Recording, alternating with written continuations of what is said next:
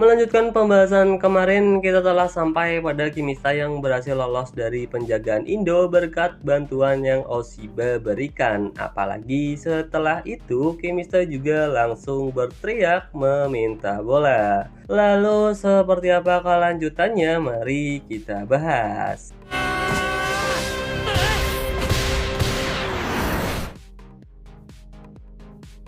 Kimista yang berlari dan berteriak meminta bola, Hayase langsung mengirimkan umpan jauh ke depan kepada Kimista. Dan di sini dengan kaki kanan bagian luar, Kimista bisa dengan gokil menerima bola. Akan tetapi, meski Kimista berhasil mengontrol bola dan posisinya kini berada di dalam kotak penalti, di sana ia langsung dihadang oleh Kisaragi. Tentu banyak orang yang pesimis jika Kimista bisa melewati Kisaragi, apalagi melakukan tembakan dari posisinya sekarang. Namun di sisi lain, Tsukamoto dan Mitsuki juga terlihat maju untuk memberikan support. Para penonton pun bertanya-tanya kemana Kimista akan memberikan operan. Tapi di sini si Aiba berkata jika Kimista tidak akan mengoper, ia akan mengalahkan Kisaragi. Dan apa yang Aiba katakan memang benar, karena Kimista terlihat bergerak ke sisi kanan, namun si Kisaragi juga masih bisa mengikuti pergerakannya. Akan tetapi, ternyata gerakan yang sebelumnya Kimista lakukan itu hanya sebuah tipuan. Di samping itu, si Kisaragi sudah bergerak satu langkah. Kimista juga berkata meski itu hanya satu langkah, tapi itu juga sudah cukup. Ia pun langsung melakukan tembakan mendatar ke arah gawang Kondo, dan si Kondo sendiri hanya bisa melihat bola meluncur ke gawang tanpa bisa bereaksi. Namun sayangnya, tembakan Kimista berhasil diselamatkan oleh tiang gawang dan hanya mengakibatkan Sakuragi mendapatkan tendangan gawang. Di sisi lain, apa yang Kimista lakukan membuat para penonton heboh. Bahkan Hiroshi dan juga Ura berkata pada awalnya bola sama sekali tidak mengarah ke gawang, dan itu benar-benar gila. Tsunayama juga bilang kalau ide Kimista sangat brilian. Di samping itu, salah satu pencari bakat berkata jika ia menginginkan Kimista, tapi pencari bakat satunya lagi dengan kecepatan supernya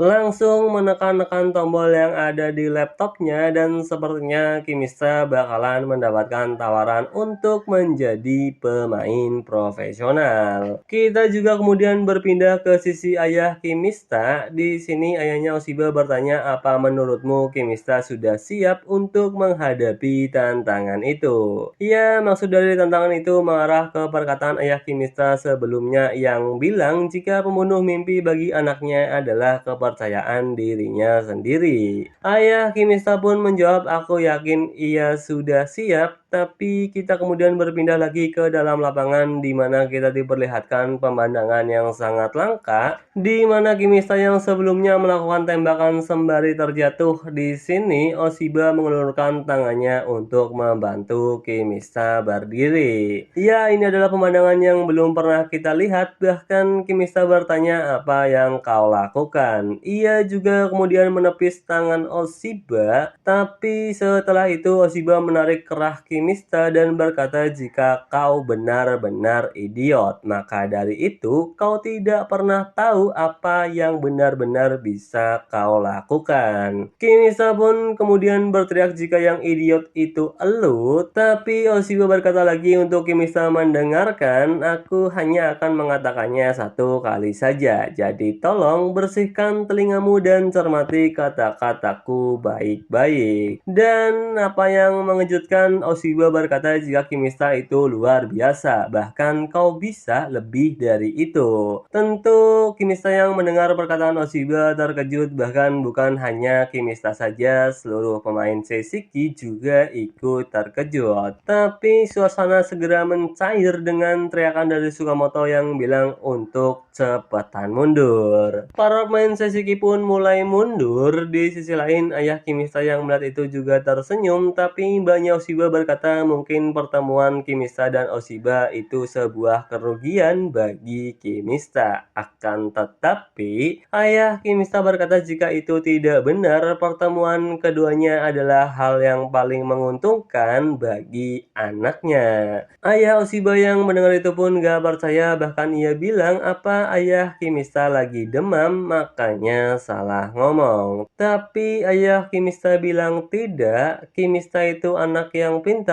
bahkan ia terlalu pintar. Ia tahu di mana tempatnya yang seharusnya, itu juga jadi alasan kenapa ia cepat menyerah. Namun, ia juga seorang anak yang penuh gairah. Ayah Kimista juga berkata di dalam hatinya, jika Dream Killer sudah pergi, sekarang pada akhirnya kau adalah dirimu yang sepenuhnya.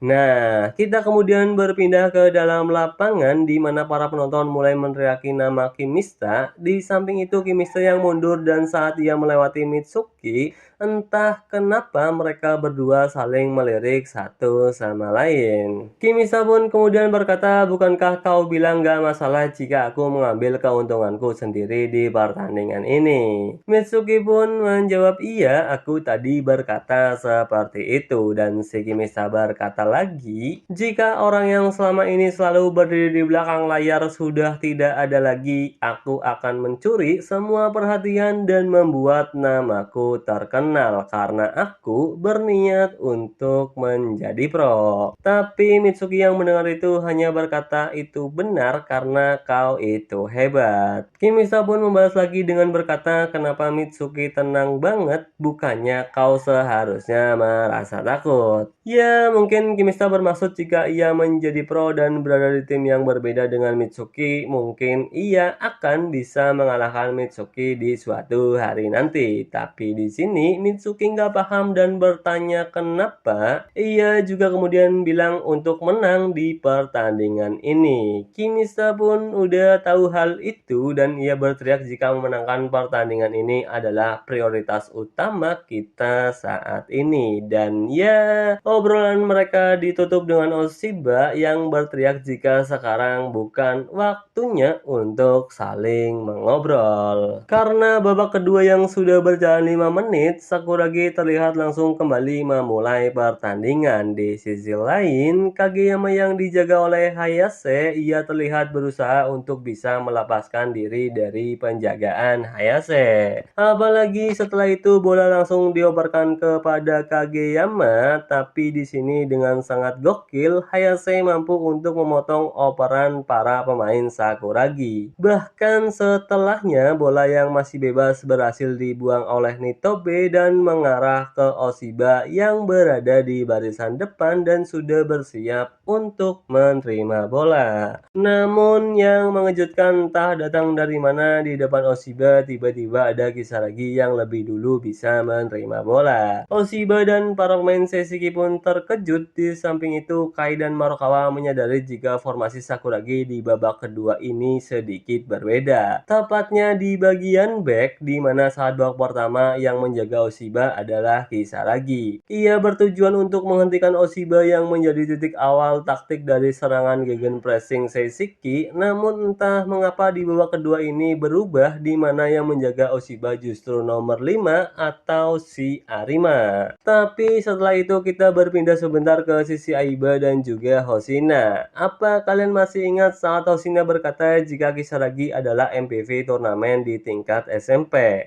Namun di sini Aiba masih nggak percaya kenapa seorang center back bisa menjadi MVP di final turnamen nasional meski itu tingkat SMP.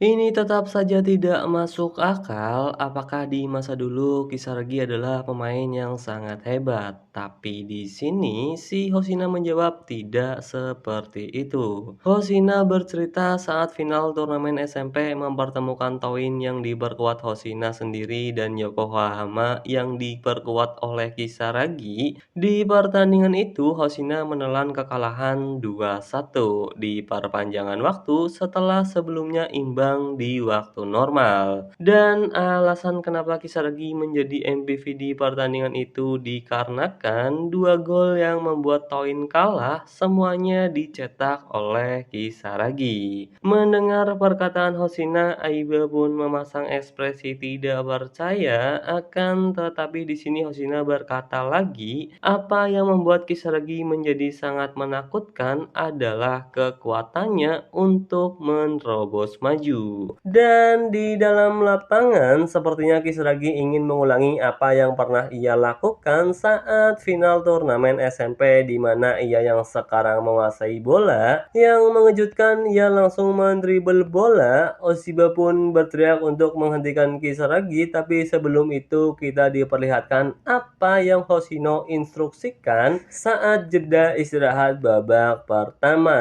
Hoshino berkata jika di babak kedua nanti kita akan membiarkan Kisaragi untuk menyerang. Tentu para pemain Sakuragi terkejut. Tokira juga berkata untuk Hoshino, tunggu sebentar, ini masih terlalu awal. Setidaknya tunggu sampai babak kedua berjalan 20 menit. Namun Hoshino menjawab untuk Tokira mengikuti apa yang ia instruksikan. Kisaragi juga berkata kalau itu nggak masalah. Aku sudah tidak peduli dengan apapun. Aku adalah serigala, aku akan melahap semuanya karena memang itulah peran yang aku mainkan. Hoshino juga memberikan kebebasan kepada Kisaragi di babak kedua ini, tapi ya Tokira masih khawatir, bahkan ia berkata jika Kisaragi kehilangan bola, kau harus segera mundur dengan kecepatan penuh. Nah, di dalam lapangan Kisaragi yang mendribel bola, yang mengejutkan dengan kecepatannya, ia langsung bisa melewati Sukamoto. Kimista yang melihat itu pun berencana untuk melanggar Kisaragi, akan tetapi saat ia menarik baju Kisaragi, bukan Kisaragi yang terjatuh, melainkan Kimista yang malah jatuh tersungkur. Tentu ini buruk untuk Seishiki, apalagi posisi Kisaragi kini sudah berada di depan kotak penalti. Ya, meski sekarang ia dihadang oleh Satau dan juga Nitobe. Namun di sini Kisaragi langsung memberikan operan ke samping kepada Nekotani yang posisinya lebih bebas untuk bisa melepaskan tembakan. Sayangnya tembakan Nekotani berhasil diblok dengan cepat oleh Suzuki dan hal itu membuat Seishiki untuk sementara aman dari ancaman para pemain Sakuragi. Namun di samping itu apa yang Kisaragi tunjukkan membuat seluruh penonton yang ada di stadion kembali heboh. Para pemain cadangan Seishiki juga bertanya-tanya jika Kisaragi bisa melakukan hal yang seperti ini, kenapa ia tidak dibiarkan ikut menyerang sejak menit pertama. Tapi ya Indo, Narukami dan Tokira terlihat nggak senang jika Kisaragi ikut menyerang, seolah-olah ada sifat yang buruk yang akan keluar dari dirinya jika dia dibiarkan untuk menyerang. Dan benar saja, tiba-tiba Kisaragi berteriak, nggak masalah jika menjadi seseorang yang menyebalkan, berikan semuanya kepadaku. Ya, ternyata Tokira dan yang lainnya nggak setuju karena jika ikut menyerang, si Kisaragi ini selalu lepas kendali. Nah, pertandingan yang kembali dimulai, Sakuragi kini menyerang melalui sisi kanan dan terjadi duel antara Mitsuki dan juga Joichiro. Joichiro pun berniat mengirimkan bola ke tengah, tapi di sini kaki Mitsuki berhasil menyentuh bola dan bola yang bebas kini mengarah tepat di kaki Kimista. Para penonton yang melihat itu pun berteriak untuk Kimista melakukan counter attack. Di sisi lain, Tokira berteriak untuk Kisaragi cepetan mundur. Akan tetapi, yang mengejutkan ketika Kimista menendang bola jauh ke depan, di depannya ada Kisaragi yang melompat dan berhasil menghentikan tendangan Kimista menggunakan dadanya.